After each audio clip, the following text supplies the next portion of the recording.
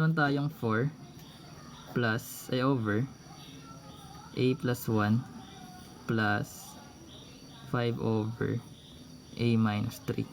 So sa case naman na ganito guys, binomial naman to. Dito kasi puro monomial lang, one term. So one term dito, one term dito, yung denominator. Dito rin one term din. Pero dito may plus minus na na-involve. So you need to get the factors. Ibig sabihin, ito mismo yun. Like magkakaroon ka ng LCD.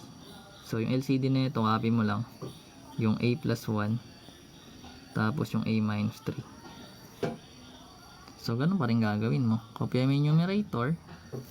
Pag kinopy mo yung numerator mo, yung matitira sa baba, i-multiply mo doon. So pag tinakpan mo yung a plus 1 tsaka a plus 1 dito, yung matitira pang a minus 3. Then plus, copy mo yung numerator mo doon.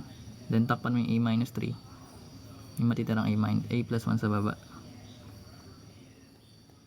So ganun na siya. Parang cross multiply or ano, butterfly method ba yun? Ewan ko. So ganyan yung ginagawa. Then distribute mo na lang to guys. Alam ko, alam nyo naman yun. So 4 times a magiging 4a. So magkakaroon tayo ng 4a dito. Then 4 times negative 3 magiging negative 12. Then plus yung 5 times a is 5a.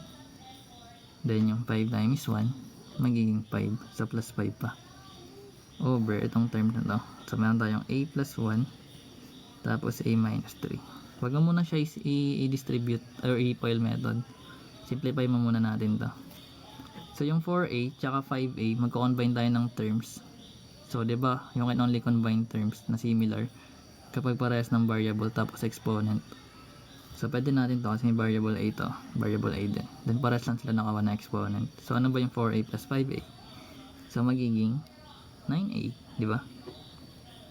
Then yung negative 12 plus 5, ano ba sagot?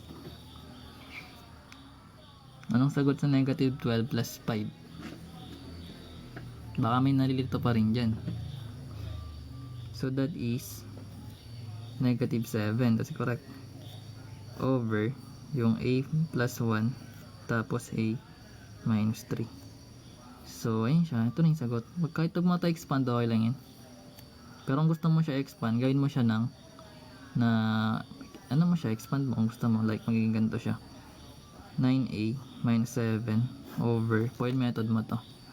So pag in-expand mo to like a times a magiging a squared, then a times negative 3 magiging negative 3a, then 1 times a magiging a, tapos 1 times negative 3 magiging negative 3. So ayun, combine mo yung negative 3a plus a kasi pareha sila ng variable tsaka exponent. So copy mo lang yung numerator na 9a minus 7. So ano ba magiging sagot sa negative 3a plus a?